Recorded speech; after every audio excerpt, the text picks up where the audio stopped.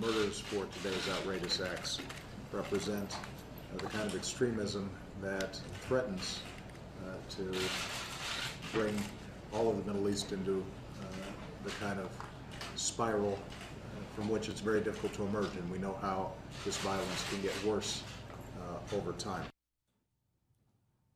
Okay, ladies and gentlemen, that's the President of the United States, again, looking like, you know, like someone just woke him up. You would think 3 American rabbis slaughtered like animals in Jerusalem in a synagogue. You'd think it would evoke some emotion, but nah, not him. He's got other things on his mind, I guess, like how many Palestinians have been killed recently, because that's what he also alluded to. Joining us now on the Malzberg panel to talk about this, columnist at Breitbart.com and American thinker C. Edmund Wright, and Newsmax contributor and host of The Right Side on Newsmax TV, Armstrong Williams. And Edmund, I was outraged, still am, and stunned by the lack of concern, the lack of passion, the moral equivalency between Jews and Palestinian, deaths. And I just couldn't believe what I was seeing and hearing from the president yesterday. Well, yeah, I'm glad you got to the moral equivalency, because to me that's the far more offensive quality, than the sort of deadpan, flat affect, no emotion, no obvious concern. He's just being super cool Obama, I guess. But the moral equivalency, Steve, that just offends my sense of logic, my sense of righteousness, my sense of, any sort of intellectual honesty. It's an outrage, no doubt.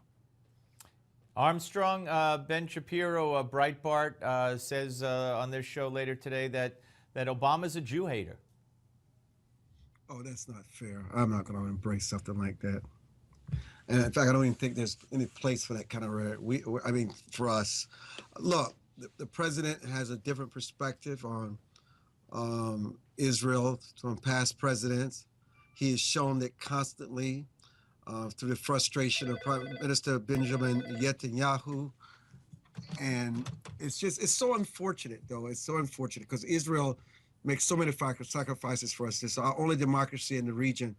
And I don't think the president has ever tried to show his true hand and his true feelings about Israel. And I just think that he just feels that he has a better opportunity to negotiate with what is clearly our enemy than to negotiate with our allies. And I guess he's going to find it the hard way. No different than these secret negotiation with Iran. And for some reason he believes that he can bring Iran around, and it's just ridiculous. And it's just naivety. What's even worse is that the people that surround him allows him to just continue to be this way, and they're no more than sycophants.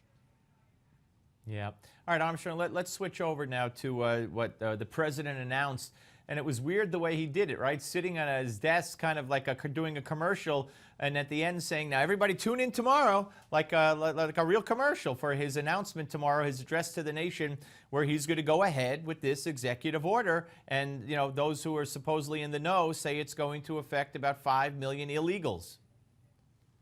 The Democrats have pleaded with him, begged with him, just like, and he doesn't care. It's all about him. Why do Democrats continue to put their street credits on the line and continue to lose for this man who only cares about himself? I mean, the arrogance and lack of humility just really blows me away. And you would think that he would show some kind of conciliatory or some kind of tone of negotiations to work with the Republicans, given the fact that they're in power, given the fact that the American people have clearly said they wanted the Republicans to set the agenda, and yet he feels he's some kind of czar, a dictator, some emperor, and he doesn't realize the emperor has no clothing. It's sad. Edmund? Yeah, I agree with all of that. This is really, it's kind of a middle finger to the Republicans who just won an election, which means it's a middle finger to the 55, 56% of the people in the country who voted for the Republicans to stop Obama. He's just daring them to do it. And, of course, when you look at how squishy John Boehner and Mitch McConnell have been for years, ever since Obama has been in office, he might get away with it. I think taking any sort of funding shutdown off the table, even taking impeachment off the table, it's kind of like when you're in a war, you don't want to take, any option off the table. but appears the Right. Republicans. And right, well, that's what McConnell did from the day after the election, which was kind of silly. Hey, folks, do you think Obama should give amnesty to illegals? Go to newsmax.com/poll to vote.